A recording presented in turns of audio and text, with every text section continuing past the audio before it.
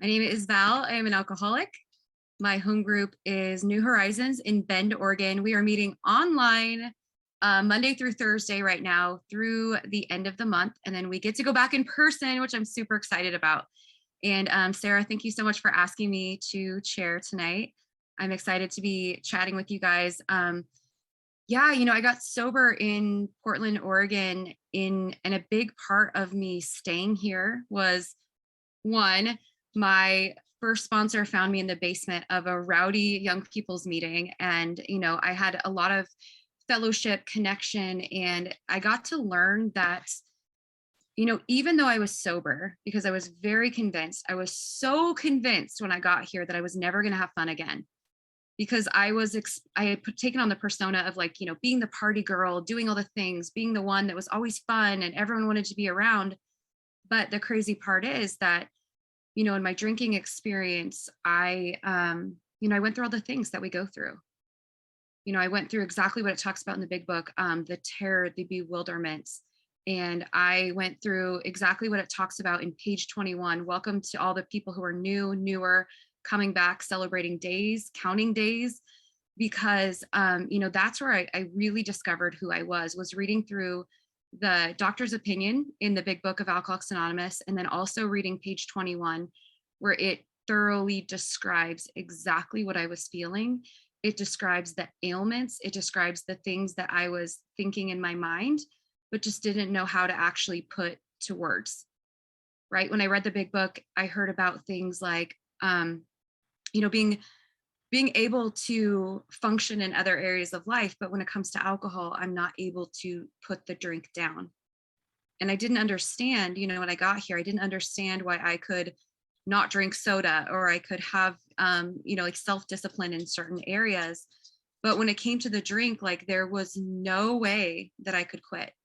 There was no way. And it definitely felt like that, that game of Russian roulette, where I was constantly like, I didn't know what was going to happen. Right. And I didn't get in trouble every time I drank, but every single time I got in trouble, I was drinking. And, I never really knew what was going to happen. I didn't know if I was going to wake up with my face pressed against my bathroom floor, wondering how I got home, bruises.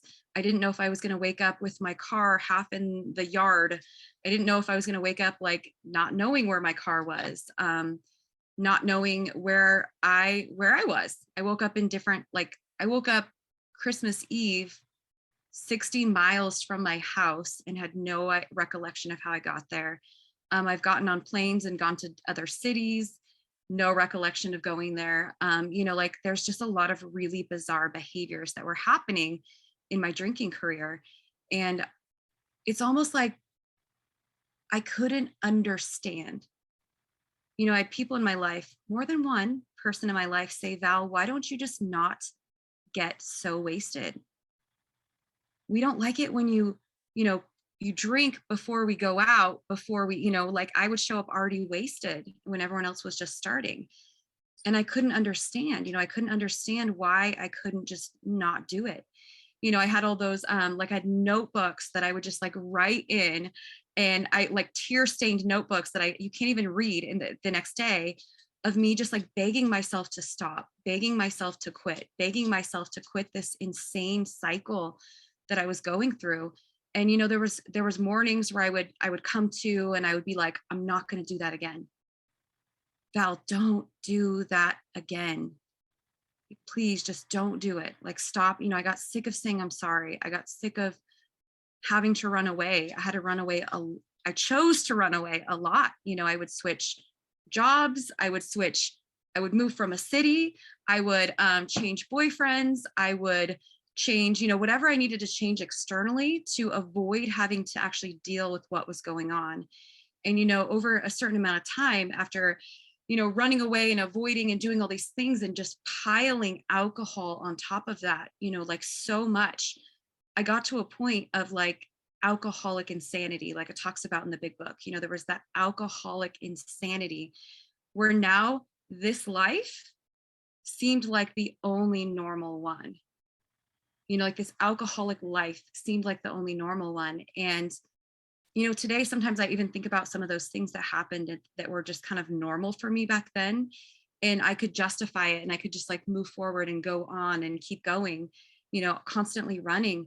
But like today, it's like, that's pure insanity to think, instead of figuring out how to catch up on my bills, I would learn how to manipulate and maneuver and park my car around the corner so that people wouldn't come pick it up in the middle of the night. Or instead of actually figuring out how to get my license back, I was constantly running and trying to figure out where to park or how to get away with like driving with no license and no insurance. And, just this cycle of just digging myself deeper and deeper and deeper. But, just like it talks about in the big book is like that frothy emotional appeal, right? The frothy emotional appeal seldom suffices. So what the heck does that mean, right? The frothy emotional appeal is that the people who are asking me, just don't get so drunk. Val, can you just quit? Am I good enough for you to quit? Is your job, I mean, you're on thin ice. If you don't stop showing up hungover or stop showing up and we don't know where you're at, you're going to get fired. If you do these things, you're going to lose respect. You're going to, all the frothy emotional appeal didn't suffice for me. It didn't matter what I lost. It didn't, I mean, I gave up, I got married really young. I married my high school sweetheart and I gave up that relationship. Well, one, it was abusive. We were two like broken alcoholics trying to come together and be whole together.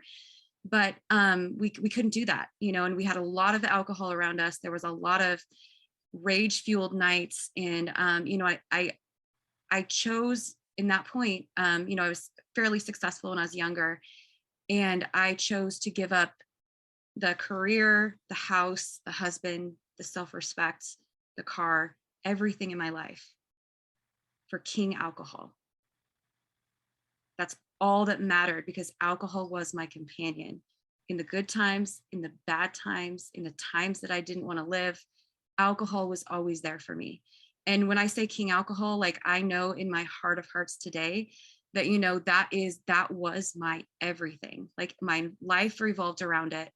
And, thank goodness that I ended up getting 2 DUIs and I remember being in jail. I had a habit of, I'm a runner, you guys, I'm a runner.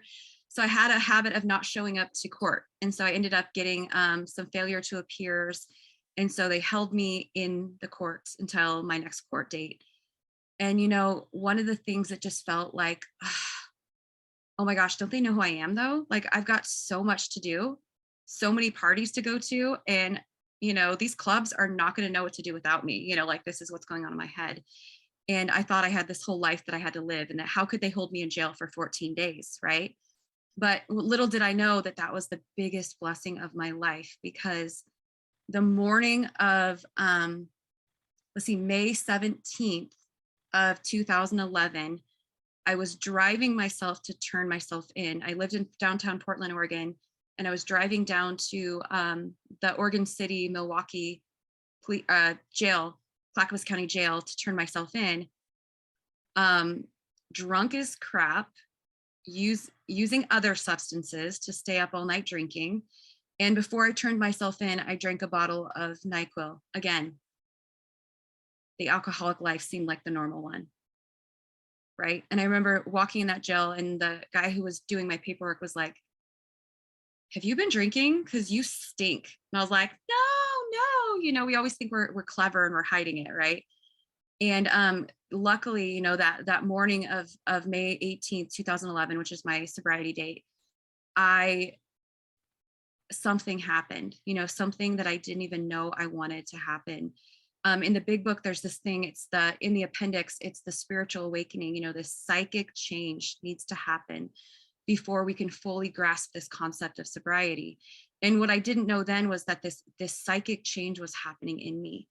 I had been praying, I had this belief in a higher power, and I'd been praying for months to just please reveal to me, like, what's wrong with me?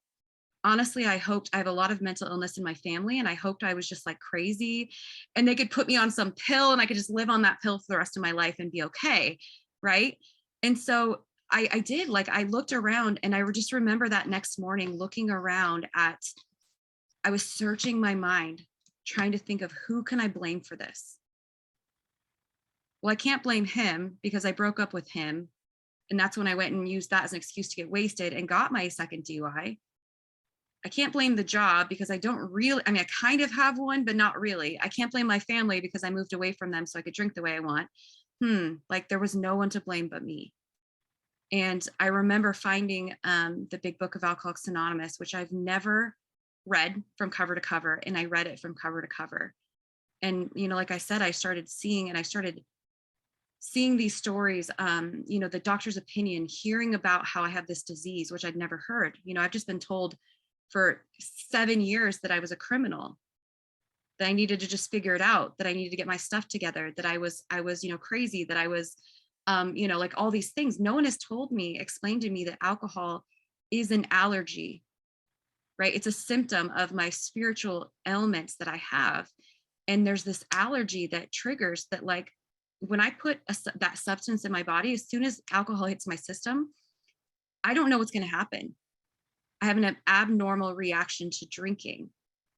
And, you know, like I don't have that abnormal reaction to peanuts, right? But if I did, I wouldn't continue to poison myself and do it time after time and say, nope, next time's going to be different. This time I will be able to eat peanuts like other people. But man, did I do that with alcohol time after time after time.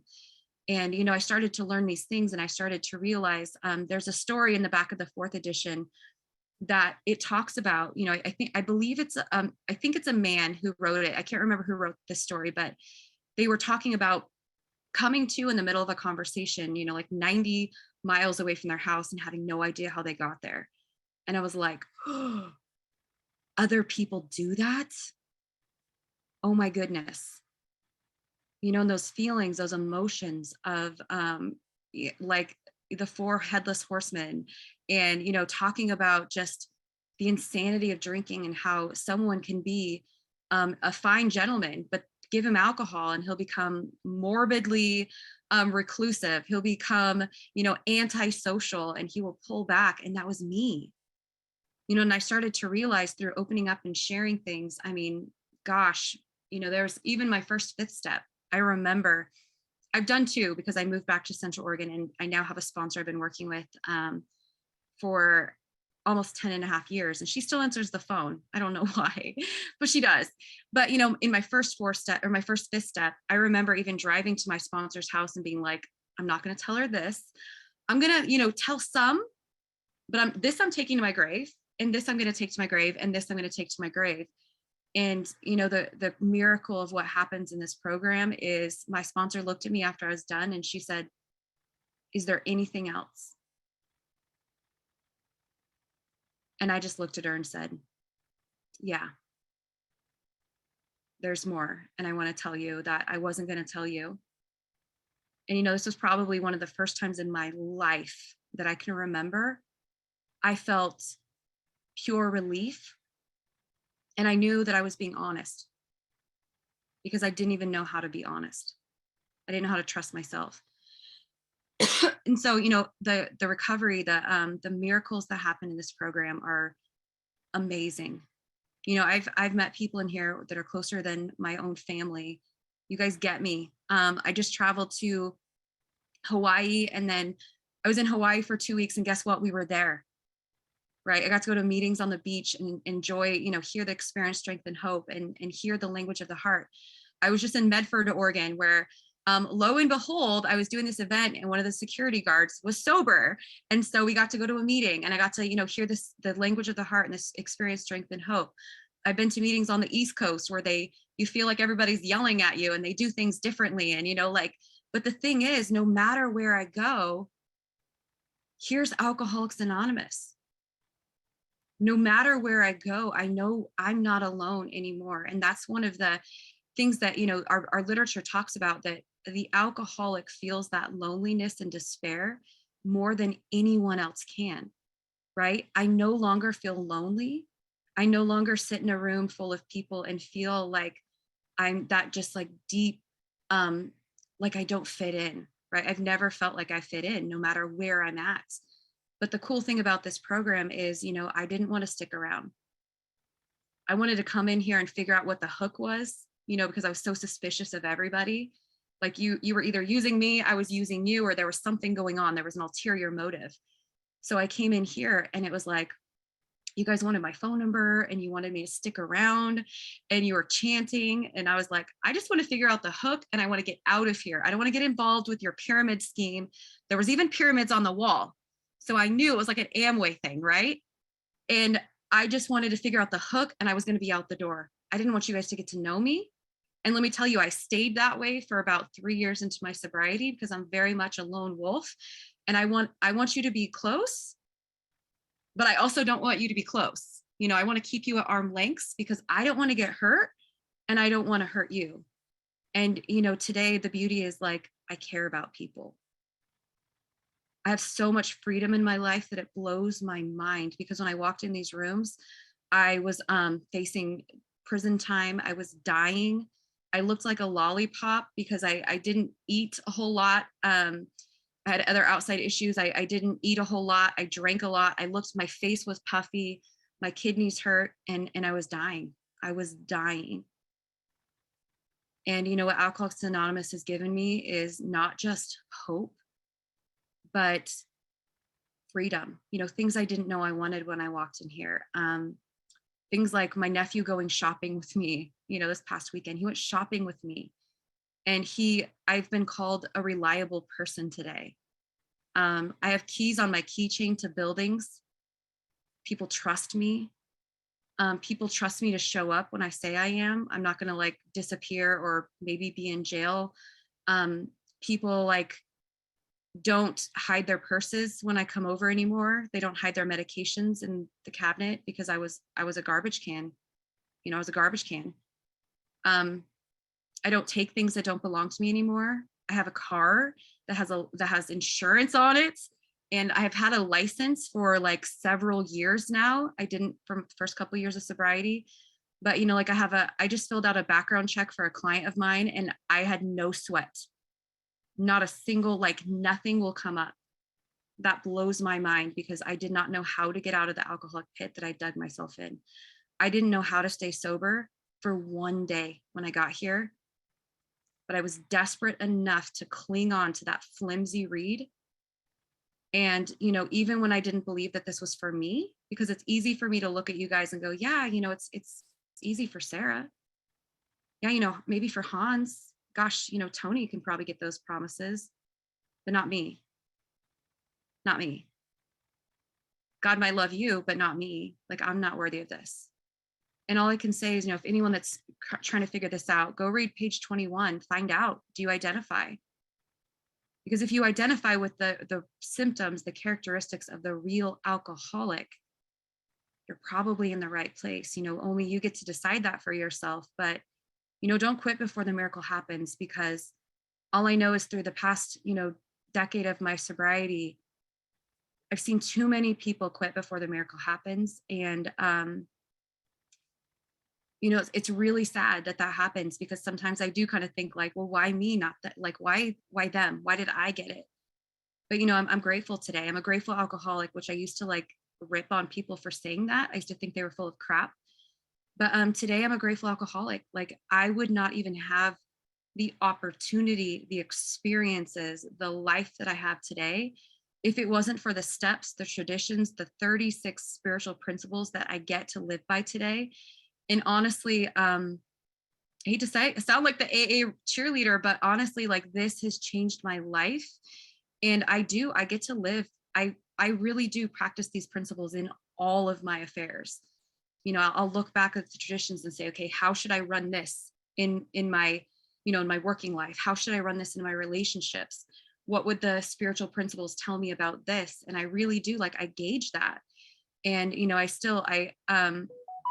I have a home group. I have several service commitments. I've always had a service commitment. I've always shown up to meetings. I've always had a sponsor. And I've always been in the books, and I've been able to give it back to other women, which has been such a blessing. And, I don't know today what that recipe is that's kept me sober, because you guys, like, it blows my mind. I say this not to like impress upon you, but just to give you like, this is what's possible, right? it blows my mind when I think that in 2 months, I'm going to be celebrating 11 years of sobriety. Like, it doesn't even make sense to me.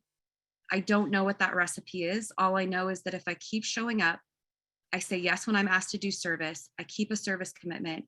I let myself get to be known, and I get to be known. I'm a permanent fixture in my home group. And, I show up there, I give it back. I'm in the book, I'm in the literature, I'm honest with myself, which is not always easy. Usually I'm lying to myself more than other people. And that's the recipe for me. I'm not willing to take away any piece of those, because I've seen over and over again what happens when people go back out there. And I am terrified to live a moment of that life that I used to live. So thank you so much, Sarah, for asking me to share. And I'm grateful to be here in this awesome meeting that I've heard so many great things about.